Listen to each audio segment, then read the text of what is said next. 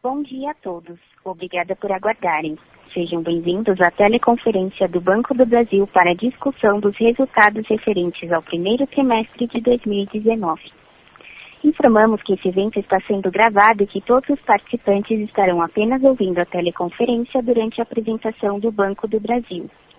Em seguida, iniciaremos a sessão de perguntas e respostas, quando mais instruções serão fornecidas. Caso algum dos senhores necessite de alguma assistência durante a teleconferência, queiram, por favor, solicitar a ajuda de um operador digitando *0. Este evento também está sendo transmitido simultaneamente pela internet via webcast, podendo ser acessado no endereço www.bb.com.br/ri, onde se encontra disponível a respectiva apresentação. O replay estará disponível pelo telefone mais 55 11 2188 0400 até o dia 17 de maio de 2019, em português e inglês.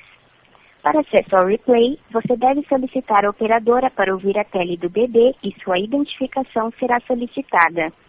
A seleção dos slides durante a apresentação será controlada pelos senhores.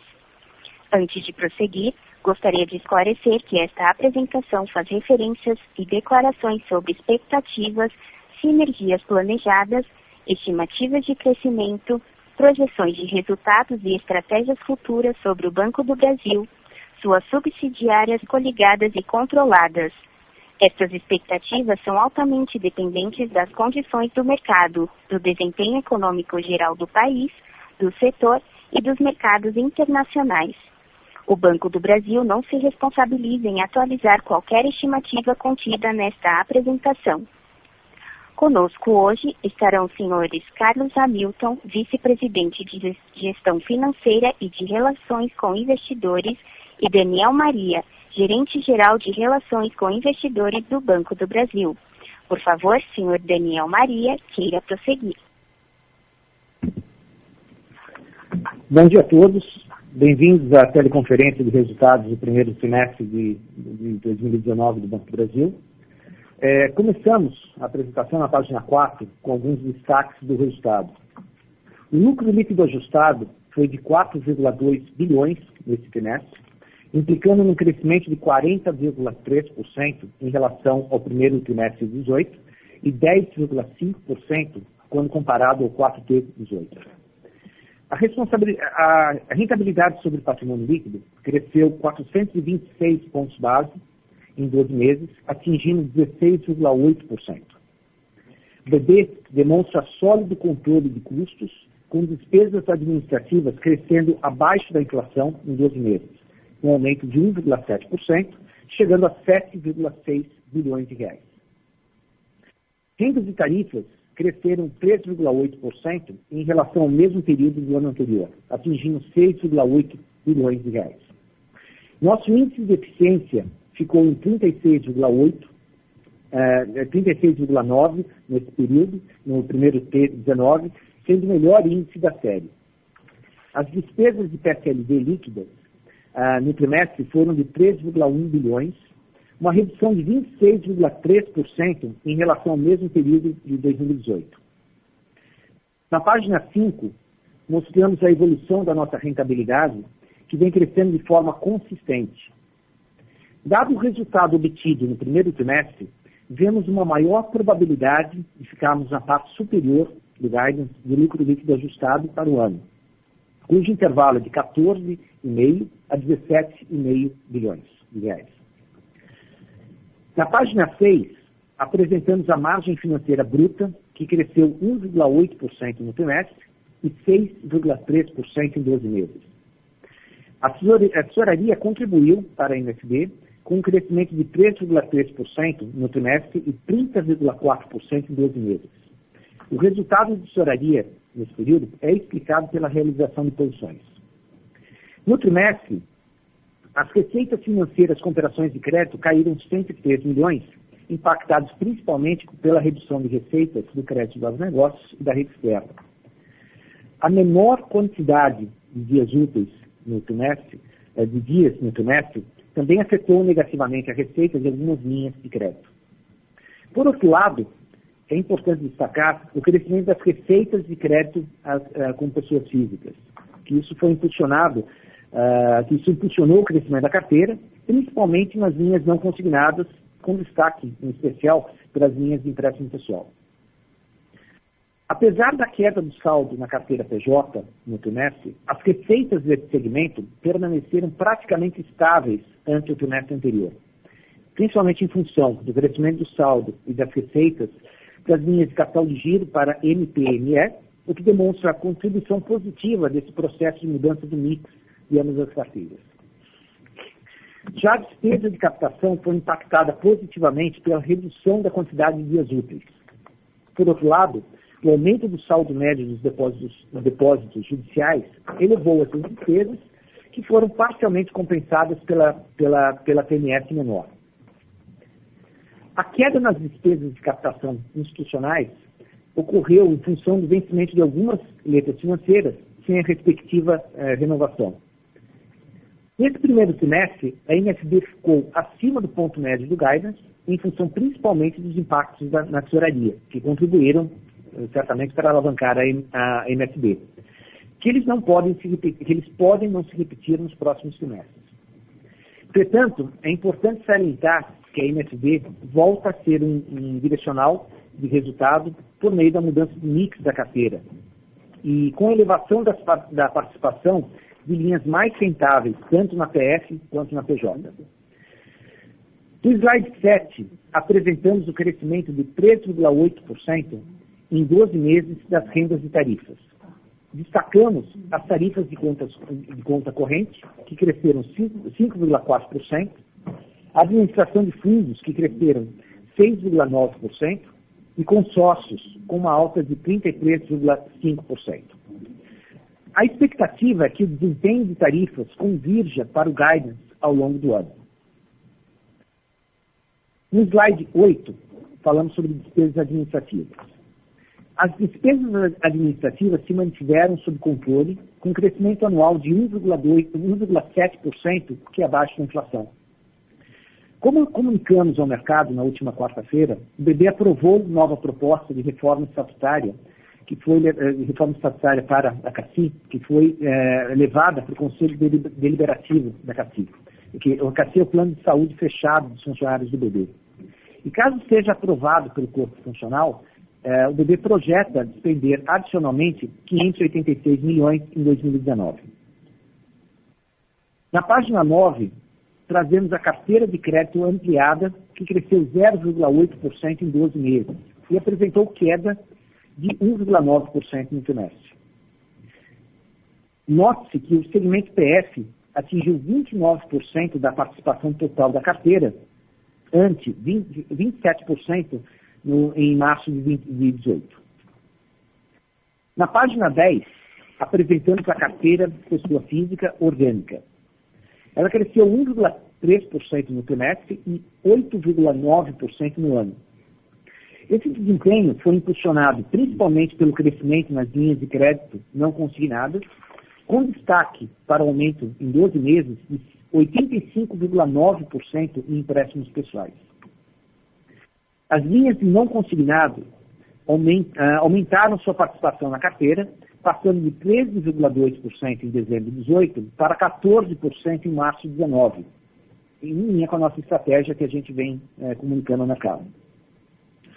O crédito consignado cresceu 7,4%, sendo que o desembolso nesse período, via mobile, mais que dobrou em comparação ao primeiro trimestre do ano passado.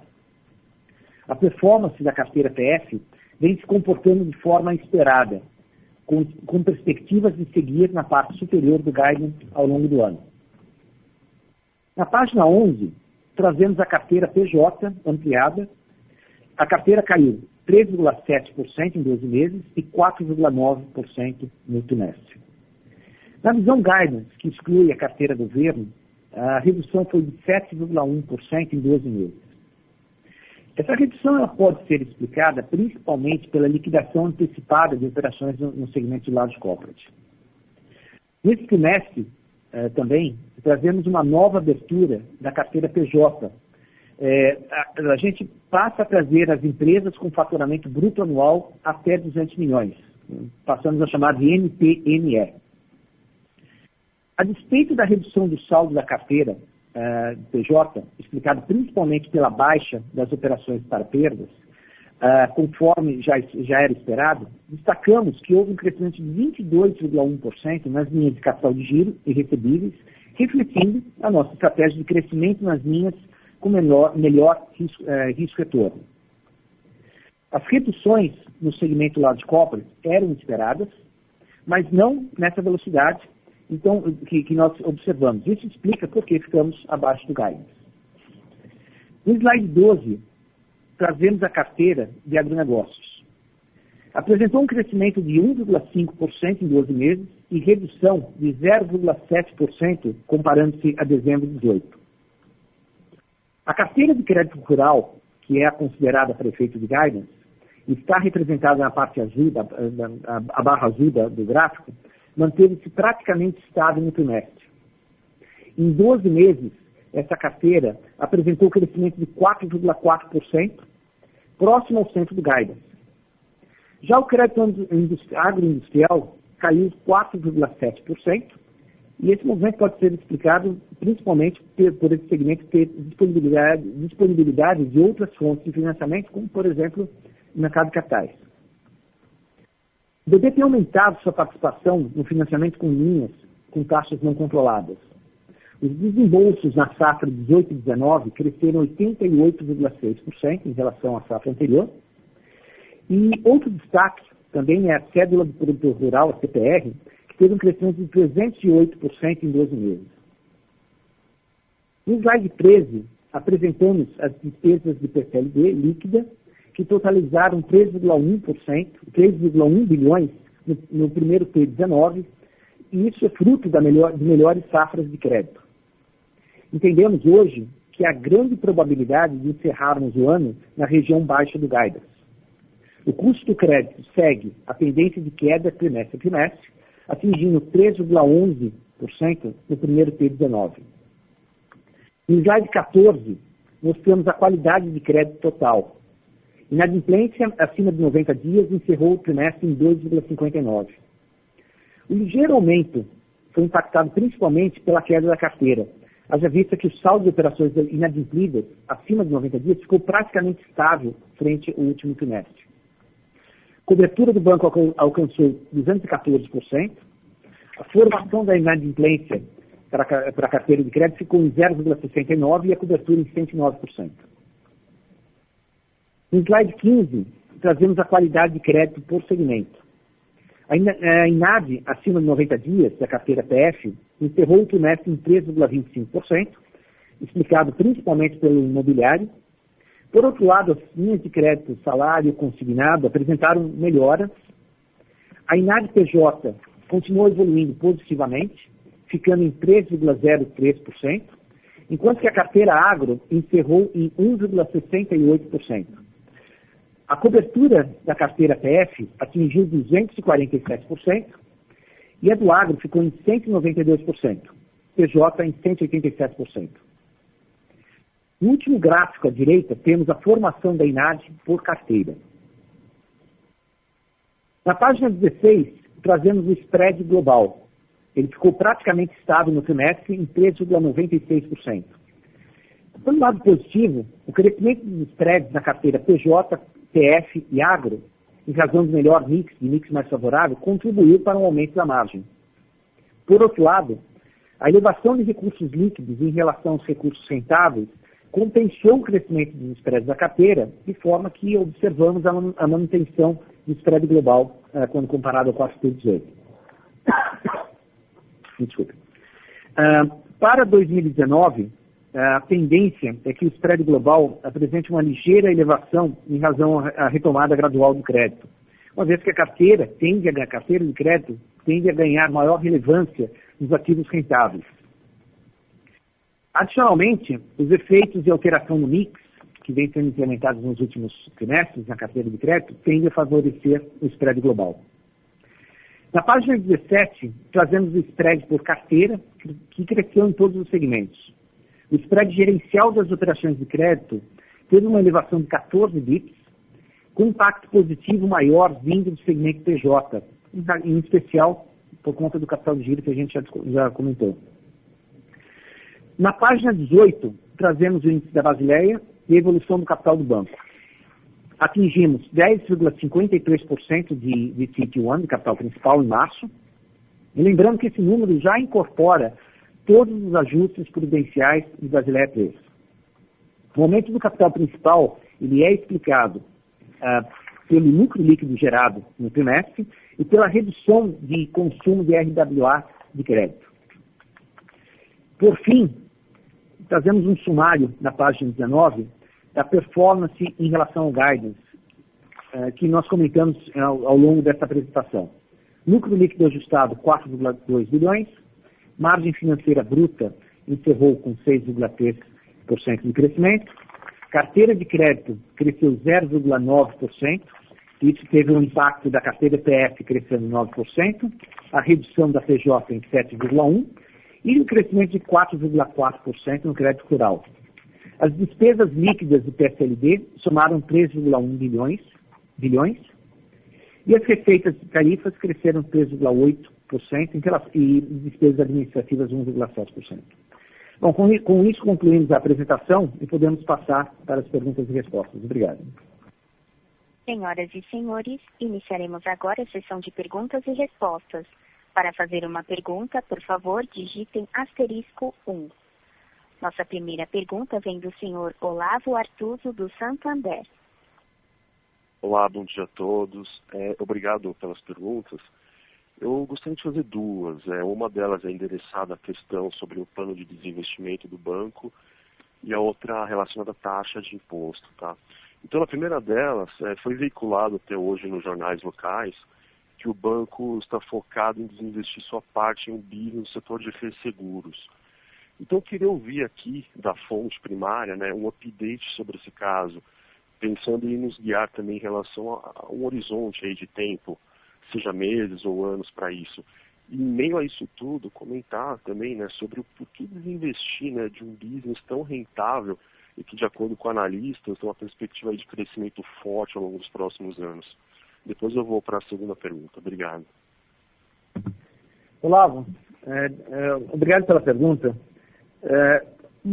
Primeiro, com relação aos desinvestimentos, a informação pública que nós temos nesse momento é o processo de abertura de capital da ANEEL Energia, que isso já foi comunicado tanto pelo banco quanto pela própria empresa e está arquivado na CVM. Tá?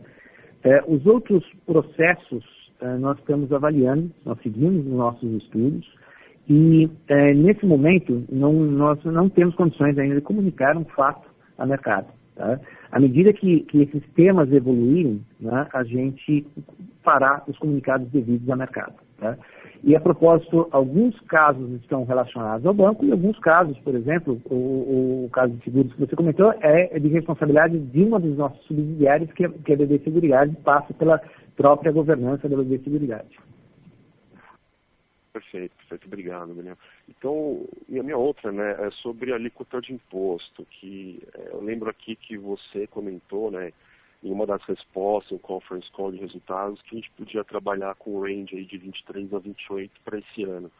Então, dado que foi apresentado aí de alíquota nesse trimestre, vocês mudaram essa expectativa, esse range, ou a gente pode esperar uma aceleração aí um pouco mais brusca nessa alíquota ao longo dos próximos trimestres? Tá ótimo, Olavo. A questão de impostos, você sabe que o balizamento de impostos ele tem sempre um desafio adicional, uma vez que você tem a taxa efetiva de impostos. Primeiro, ela é volátil, por conta da ativação de créditos tributários ou ativação e uso de créditos tributários. Tá? Os nossos balizamentos eles são construídos com base no nosso best guess, quando a gente projeta todas as nossas receitas e despesas que influenciam a taxa de impostos. Você tem razão, no início do ano, a gente finalizou uma taxa na casa de 23% a 27%. Nós refinamos esse balizamento para 18% e 23%, considerando uma série de variáveis. Para essas variáveis para a previsão, você tem, por exemplo, taxa de câmbio, você tem perdas dedutíveis, você tem uma série de fatores. mas segundo os nossos modelos, é razoável nós pensarmos 18 a 23. Só ressaltando que essa daí é a taxa anual. Volatilidade, trimestre a trimestre, isso é natural e é esperado. Entendi, perfeito. Obrigado, Daniel. Nossa próxima pergunta vem do senhor Tiago Batista, do Itaú. Opa, bom dia a todos. Eu tenho uma pergunta sobre inadimplência. A gente viu um pequeno aumento de inadimplência nesse trimestre. Vocês conseguem quantificar quanto esse aumento foi ocasionado pela queda da carteira do Banco do Brasil no trimestre? E o outro ponto aqui, também inadimplência, a parte de NPL Formation, a gente também viu um aumento de NPL Formation. Vocês querem comentar um pouquinho a dinâmica que vocês esperam de NPL Formation nos próximos períodos? Tá bom. Obrigado, Thiago. Posso responder essa sua primeira pergunta em duas perspectivas, né? Se você olhar o NPL de forma global, né, e você verificando que o nível de INAD está praticamente igual, né, você faz simplesmente a redução da carteira, você vê que 5 basis points é representado pela redução da carteira, né? Então isso praticamente andou de lado, né? Agora, quando você olha carteira a carteira, você tem as suas explicações, né? Carteira pessoa física, você tem um pouco de sazonalidade. Normalmente, o primeiro trimestre tem um pouco mais de pressão. Você vê, por exemplo, a carteira de imobiliário tendo um pouco mais de pressão, que é natural, uma vez que você tem maior nível de desemprego, a atividade econômica, a confiança dos consumidores. Você, quando vai para a carteira agro, também, tradicionalmente, a gente tem uma elevação no primeiro T, aí é um período intra-safras ou inter-safras, né, que normalmente a renda do produtor está um pouco mais pressionada, né, então isso também pode ser explicado. E na carteira PJ a gente até previa algum movimento dessa natureza, né? Então, digamos, por isso que a gente consegue, e quando nós falamos sobre NPL, lá na última divulgação, a gente falava que orbitaria nessa região, né? Então, é o que a gente está observando. Então, nenhuma surpresa nesse sentido, né? Quando você fala na questão do NPL Formation, para os próximos trimestres, é razoável a gente pensar num nível muito parecido com esse. É verdade que você tem alguns efeitos que pressionaram um pouco mais agora, né? Talvez tendo um pouco de redução aí no caso do PF, no caso do PJ, por exemplo, você tem um efeito matemático, né? Porque quando você compara com o trimestre anterior, a queda do NPL de 90 dias foi bastante brusca. Então, isso na conta, ela dá um pouco esse efeito, tá? Mas eu diria que tem uma possibilidade de redução, sim, uma leve redução à manutenção. Perfeito. Posso fazer mais um follow-up sobre a CAFI? Só queria confirmar com vocês, eu acho que sim, mas se está englobado no guidance, qualquer gasto adicional que vocês anunciaram semana passada sobre CAFI, se já está englobado no guidance ou não? Sim, está. Nós projetamos no guidance desde o início do ano, né, e está no guidance. E comporta, sim, essa despesa adicional que nós falamos. Perfeito. Obrigado, né? Lembrando que para fazer perguntas, basta digitar *1. Nossa próxima pergunta vem do senhor Otávio Tanganelli, do Credit Suisse. Bom dia, pessoal. Parabéns pelos resultados e obrigado pela pergunta. Eu tenho duas. Na verdade, a primeira, em relação ao resultado de tesouraria, como que vocês enxergam a sustentabilidade desse resultado rodando aí perto de 3 bi por trimestre? E a minha segunda é sobre, a gente vê a inadimplência das safras novas já vindo bem melhor.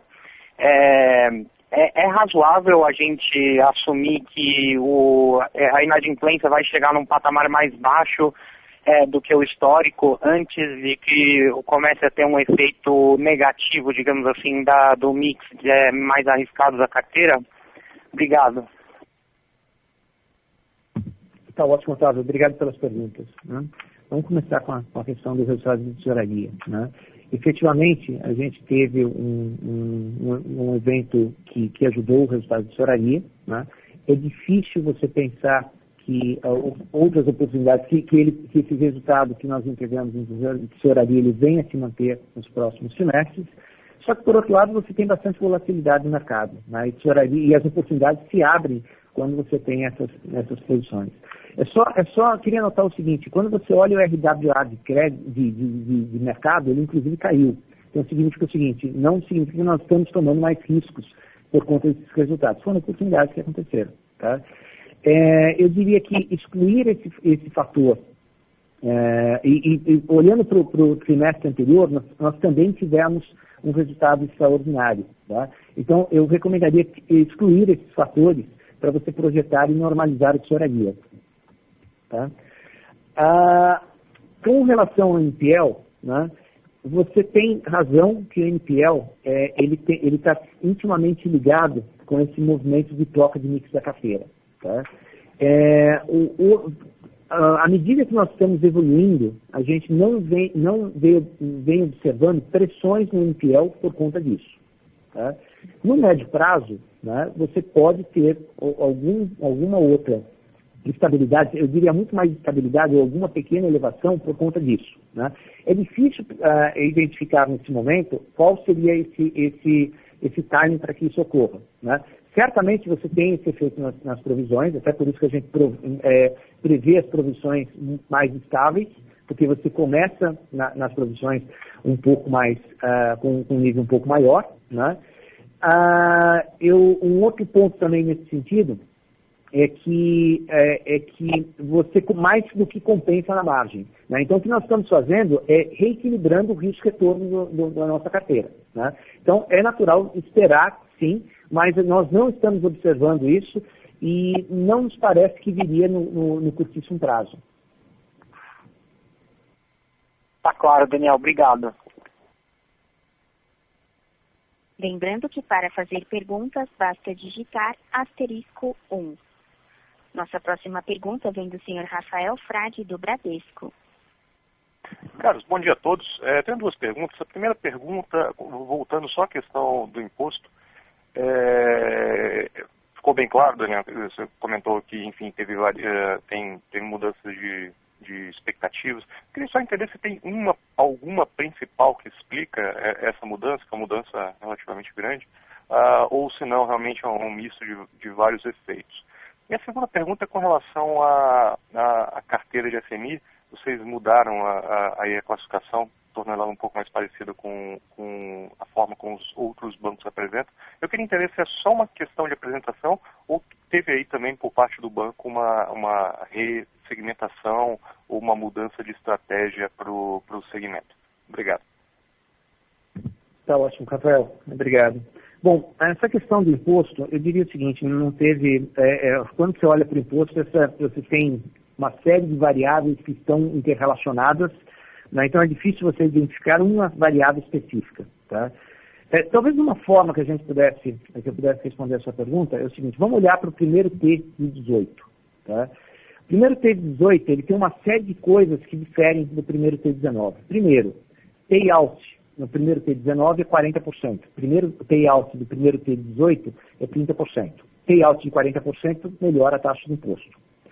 Segundo ponto, primeiro T18, você tinha aquela questão de constituir novos créditos tributários a 40 e consumir créditos tributários a 45. Isso naturalmente eleva a taxa de impostos.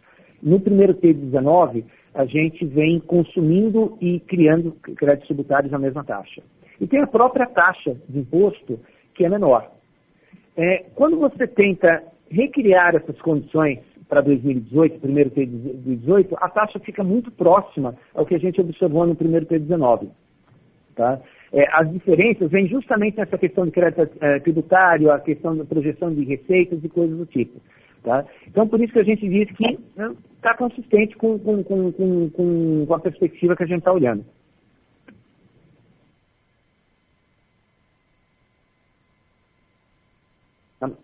Alô, Rafael?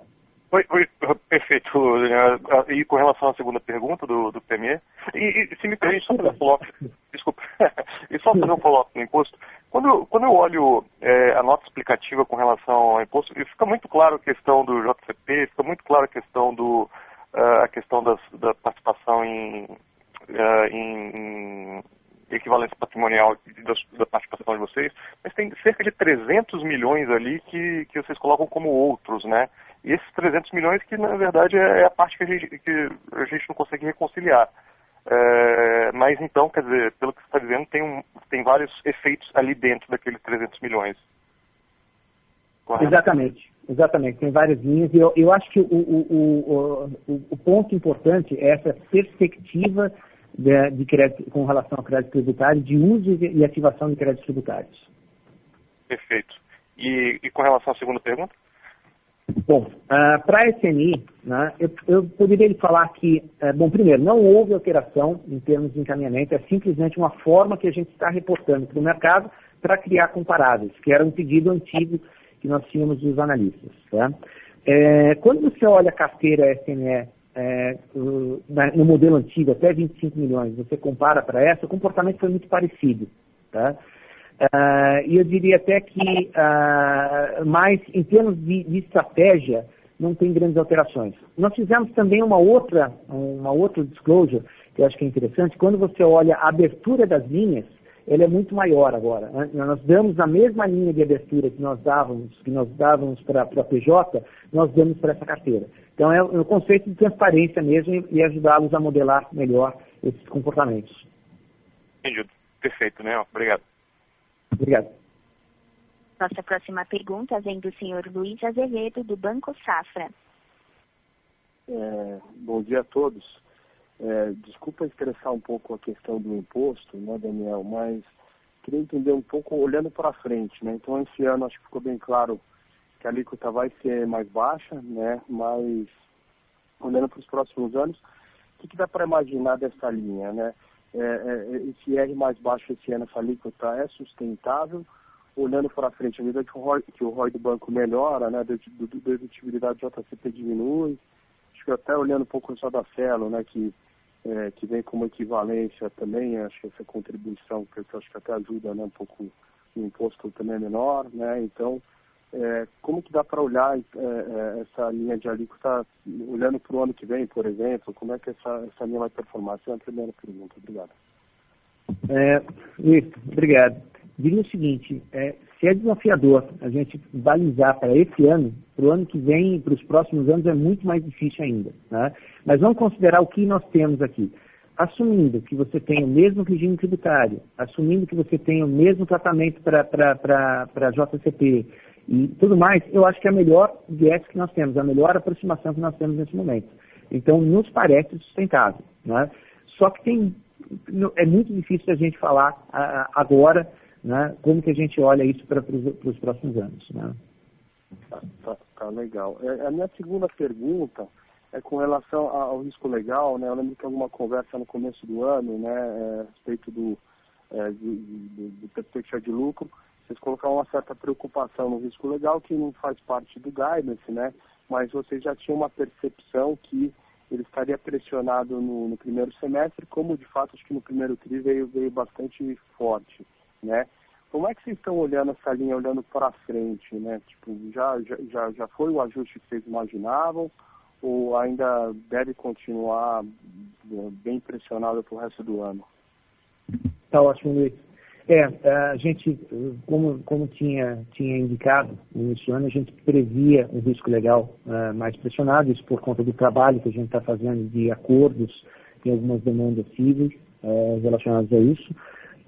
O risco legal veio um pouco superior ao que a gente tinha até sinalizado para vocês, que a gente tinha falado, olha para o terceiro e quarto TRI como uma boa proxy. Na verdade, ele veio um pouco mais forte, porque esse trabalho de acordos a gente conseguiu fazer um pouco antes, porque são milhares de acordos, não são casos específicos. Então, essa é a boa notícia de certa forma. Né? Isso ajuda um pouco, e a inflexão, a gente vê essa inflexão nos próximos trimestres. Isso aumenta a probabilidade que a inflexão ocorra antes. Tá? Como que a gente pode olhar isso para frente? Eu acho que a melhor proxy que nós temos, considere o segundo trimestre muito próximo ao primeiro trimestre. Tá? Para o terceiro e quarto trimestre, você pode considerar um pouco mais pressionado do que a base histórica. Talvez o terceiro e quarto trimestre do ano passado seja melhor a proxy que nós temos nesse momento. E aí depois para frente, para o ano que vem, esse negócio volta ao que era talvez historicamente? É o que a gente está esperando, né? Justamente por conta desse trabalho. A vantagem desse trabalho é que você antecipa muita coisa, né? Então essa é a nossa perspectiva.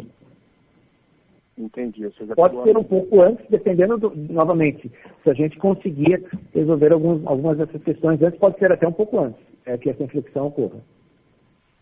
E só para ter um pouco mais de visão, esses acordos são relacionados ao que mesmo? Olha, Luiz, tem de tudo aí no meio, né? Porque essas demandas cíveis são milhares de demandas, né? Você tem discussões sobre taxa, comissão de permanência, sobre taxa, sobre vila, você tem de tudo, né?